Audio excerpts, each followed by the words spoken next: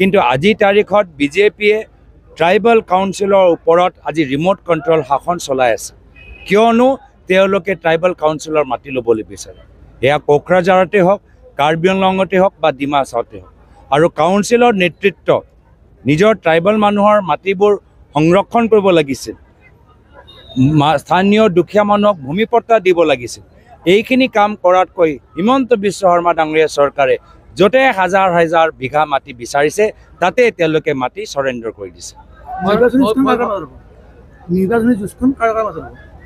আজি আমি বিচাৰিছোঁ ভোট আমাক দিয়ক, আমি ৰাইজক আমাৰ ফালে আমি টানিবলৈ বিচাৰিছোঁ।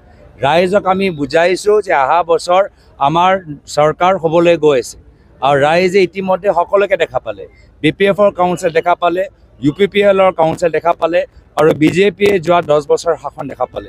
তো সেইকাৰণে BTR কাউন্সিলত কংগ্ৰেছক সুযোগ দিবলৈ এবাৰ আমি ৰাইজক অনুৰোধ জনাইছোঁ। মূল যুঁজ আপুনি কৈছে, আমাৰ কথা হৈছে ৰাইজে আমাৰ ফালে চাওক। ৰাহুল গান্ধী আৰু মল্লিকাৰ্জুন খৰ্গেৰ আগমন যোৱাকালি আমাৰ নতুন প্ৰদেশ কংগ্ৰেছ সমিতি ডিষ্ট্ৰিক্ট কমিটি প্ৰকাশ হ'ল আৰু লগে লগে প্ৰকাশ হৈ যোৱাৰ পিছতে ৰাহুল গান্ধী ডাঙৰীয়া, মল্লিকাৰ্জুন খাৰ্গে ডাঙৰীয়া কম দিনৰ ভিতৰত অসমলৈ আহি গুৱাহাটীত আমাৰ নতুন PCC কমিটি, ডিষ্ট্ৰিক্ট কমিটি আৰু বিভিন্ন আমাৰ ব্লক পৰ্যায় কমিটিৰ মানুহৰ লগত আলাপ আলোচনা কৰিবলৈ বিচাৰে। আমি স্বাগতম জনাইছোঁ।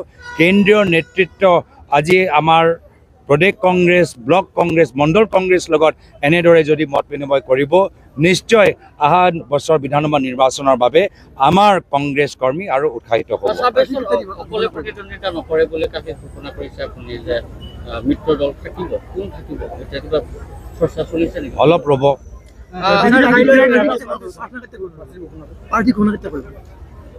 মই আপোনাক দলৰ ভিতৰত আলোচনা কৰিম। মিডিয়াত কম মুখ্যমন্ত্ৰী হিমন্ত বিশ্ব শৰ্মাই কি ক'লে? কংগ্ৰেছ দল ভাৰততে নাই, বাংলাদেশত আছে, কি প্ৰতিক্ৰিয়া দিব? আটাইতকৈ বেছি বাংলাদেশ তেওঁ গৈ থাকে। আটাইতকৈ বেছি মই কওঁ অসমৰ ভিতৰত যদি আটাইতকৈ বেছি নেতা যিগৰাকী বাংলাদেশ গৈছে সেয়া হৈছে হিমন্ত বিশ্ব শৰ্মা ডাঙৰীয়া। ক'ত যায়, কাক লগ পায়, কাৰ লগত ফটো তোলে, এইবোৰ চব আমাৰ ওচৰত আছে। আমাক কোৱাতকৈ তেওঁ নিজে ক'লে ভাল পাম।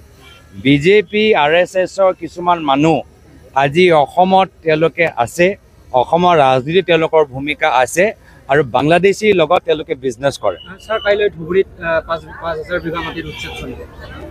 আৰু ইয়াৰ বিপৰীতে বিজেপিয়ে প্ৰত্যেক ঠাইত PGR BGR মাটি দখল কৰিছে।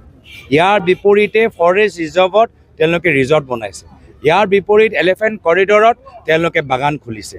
তো এইবোৰ বিজেপি দলৰ ওপৰত কোনো ধৰণৰ মানে ন্যায় আমি তেখেতৰ সম্পৰ্কত আমি দেখা নাপাওঁ। মূলধজৰ সদায় দুখীয়া মানুহৰ ওপৰত আৰু আইন সদায় ভংগ কৰে বিজেপি দলৰ নেতাকৰ্মী। হ'ব, ধন্যবাদ। হয়, এই কোটি কোটি টকাবোৰ আহিছে ক'ত গ'ল আৰু কাক সুধিব? বিজেপিক সুধিব, কেন্দ্ৰত তেওঁলোকৰ চৰকাৰ, ৰাজ্যত তেওঁলোকৰ চৰকাৰ, কাক সুধিব? UPPLক সুধিব, তেওঁলোকৰ কাউন্সিলৰ ভিতৰত। সেইকাৰণে ৰাইজে এইবাৰ এই কেলেংকাৰীৰ বিৰুদ্ধে এটা বিকল্পৰ বাবে চিন্তা কৰিছে আৰু আগতকৈ বেছি আজি মই ওদালগুৰি জিলাৰ ভিতৰত কংগ্ৰেছৰ সমৰ্থন আমি দেখা পাইছোঁ। আমি আগন্তুক দিনত আৰু কষ্ট কৰি যুঁজৰ বাবে আমি প্ৰস্তুত হ'ম আৰু আমাৰ ফলাফল ওদালগুৰি জিলাত নিশ্চয় আমাৰ ভাল হ'ব। আমি বিভিন্ন কথা আজি নিজৰ বক্তৃতাত আমি উল্লেখ কৰিলোঁ। আমি তুলনা কৰিলোঁ কংগ্ৰেছ আৰু বিজেপিৰ মাজত। কংগ্ৰেছৰ যেতিয়া চৰকাৰ আছিল আমি স্থানীয় নেতৃত্বক আমি সন্মান কৰিছিলোঁ। 6 scheduleৰ ভিতৰত যে বিভিন্ন ট্ৰাইবেল আমাৰ কাউন্সিলবোৰ আছে, সেই কাউন্সিলক আমি আৰু কেনেদৰে আৰু শক্তিশালী কৰিব পৰা যায়, তেখেতক আৰু সমৰ্থন জ্ঞাপন কেনেকৈ কৰা যায়, সেইখিনি কথাৰ ওপৰত আমাৰ চিন্তা আছিল।